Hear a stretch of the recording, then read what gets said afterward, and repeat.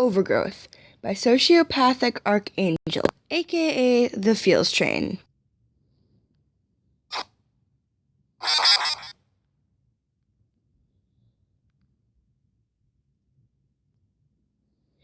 The first flower appears near their left temple, a small golden bloom that peeks out of their hair when they move around too much. Toriel is the one who notices it, after Frisk had died at her hands and had woken up in their bed by the ruins. They sit up quickly, a hand on their stomach where Toriel had hit them with a ball of fire that had broken their soul in half, breathing hard and shaking as they scramble to lift their clothes and inspect the damage. Nothing. No burnt clothes, no blood, no wounds.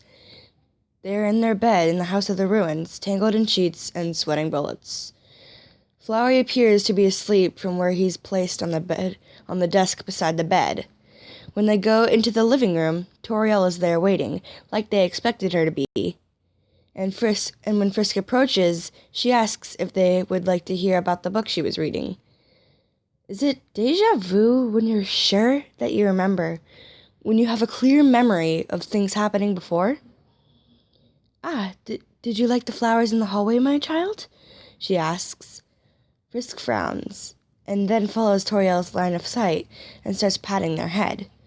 There's something soft and thin at the left side, and when they try and pull, a stab of pain shoots through their head. Frisk closes their eyes and hisses, staggering as their vision blackens. Child? Toriel has stood up when everything clears, book forgotten on the floor, and arms outstretched to catch Frisk should they stumble. Frisk signs, "I'm fine," and gives her a strange smile. It's hard to smile at your mother when you remember them killing you. Flowey only gives them a confused look when they re-enter their room, deciding to postpone asking Toriel how to exit the ruins again. You put a flower in your hair? He asks. Frisk shakes their head, pauses, looks down at the floor. They sigh and sit down on the bed. Don't know, they whisper. Confused. Don't know what happened. Had a confusing dream. They wave a hand as they rattle off broken words. Their head is still ringing too much to make sense right now.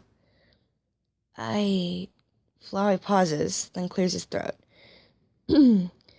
I think you died, he says, and returned to your last save point. Frisk raises an eyebrow. Flowey sighs. Go to sleep, Frisk. They lie down, but they don't sleep. Still, Frisk asks how to exit the ruins, and still Toriel stops them again and again and again, until she decides to destroy the gate to Snowdin herself.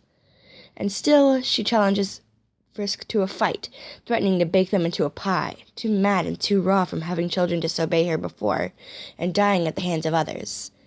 Still, Frisk refuses to fight back. They should be able to dodge now that they've fought the same battle twice.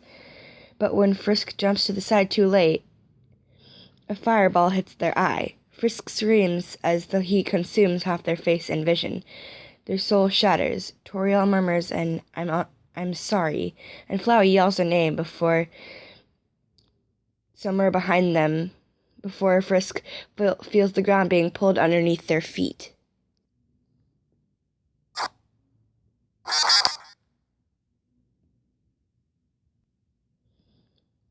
And when they open their eyes, they're staring at the ceiling of their room in Toriel's house again. Frisk? Flowey whispers. Then, Frisk! Frisk, are you okay? Their chest feels too tight as they breathe, and they put a hand on it as they try to steady themselves.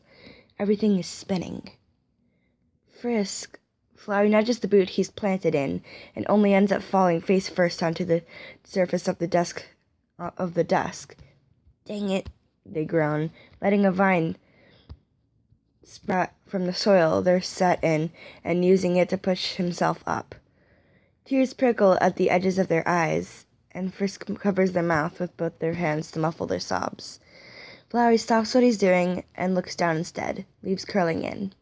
There's another flower near Frisk's cheek, a few inches from the one on their temple, but he doesn't mention it until morning. The next time Frisk asks to leave, Toriel looks at the new flower they're sporting with a strange look, but her attention is quickly diverted by Frisk's request.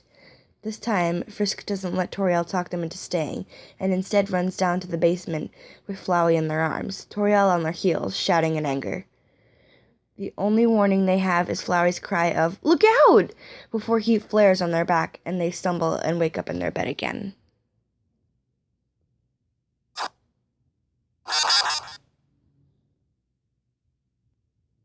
There's a new flower near their ear. Frisk forgets how many times they ask Toriel to let them leave, forgets how many times they beg, forgets how many times they yell for freedom, forgets how many times they're burnt in different ways and sometimes dragged to the kitchen, screaming and feeling knives digging into their skin, forgets how many times Flowey cries over them, and forgets how many times the voice at the back of their head says, "Stay determined, stay determined, stay determined." It sounds like them, but at the same time it doesn't. All Frisk knows is that every time they die and wake up to the same ceiling that they've memorized every detail of, there's a new golden adornment on their body. They hurt whenever they try to pull at the flowers, so they stop trying to get rid of them. Flowey explains the time jumps, but he can't explain the flowers. Toriel just gets mad at Frisk's request to leave to mention the child's new decorations. It takes a long, long time, when the flowers have covered half their face and a part of their left wrist, that they finally dodge the last attack Toriel has to give before she breaks down crying. Frisk huffs a breath of relief and sinks to their knees, their soul holding on by the faintest of threads.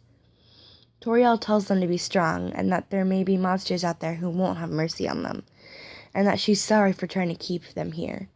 Frisk smiles and signs, "I forgive you." "You remind me of a child of mine once," she says as she hugs Frisk for the first and the last time, and Frisk buries their head in her clothes that smell of baked goods and fire. Their mother presses their foreheads together before Toriel goes back upstairs and never looks back. Frisk carries Flowey with them out of the ruins and watches the door slam closed.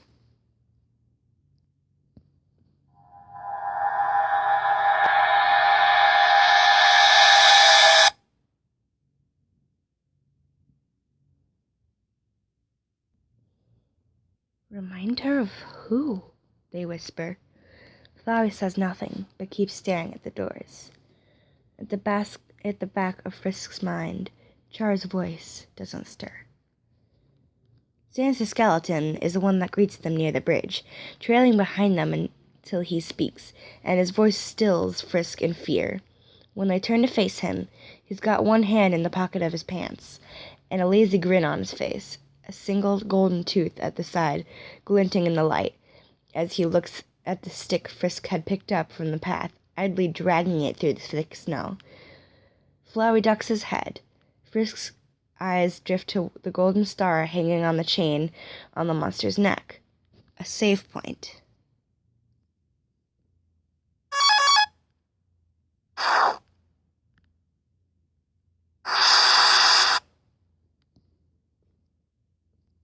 Just pretend I didn't continuously play sounds, okay? "What you got there, sweetheart?" he asks, looking at the stick. Frisk doesn't answer. He chuckles and holds out a hand. "Don't you know how to greet a new pal?" Frisk takes a moment before they drag their eyes down to the bony appendage being extended. They lift a hand, slowly, before grasping Sans's. The electric shock that makes them convulses equals to the mental one they're experiencing. I have no idea what that means, don't ask. "Didn't anybody ever tell you?" he drawls, but Frisk can't see them. He's getting far away, and the side of Frisk's face is getting cold. There's white stuff everywhere. In this world, it's kill or be killed.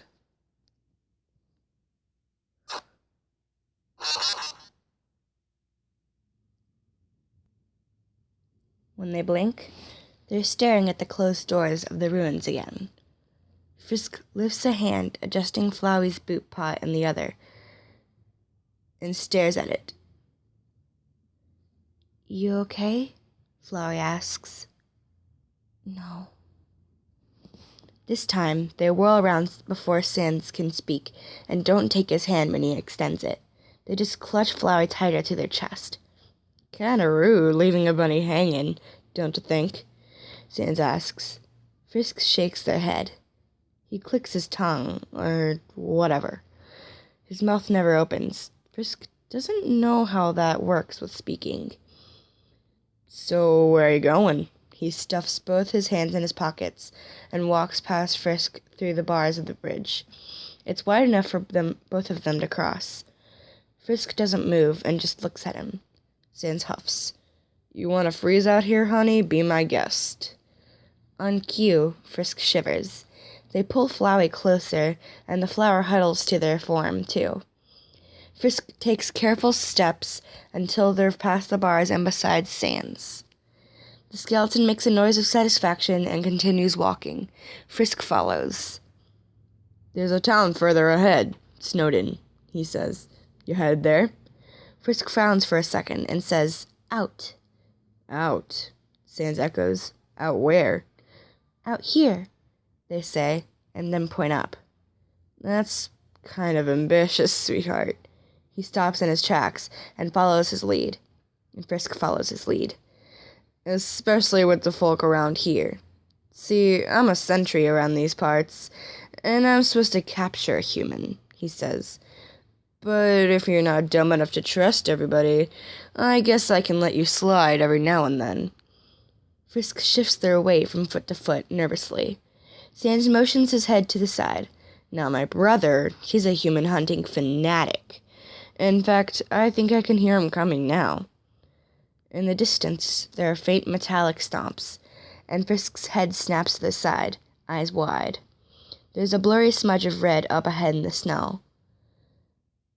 Good luck, kiddo. Sans closes one eye socket slowly in a facsimile of a wink. Papyrus isn't a fan of mercy.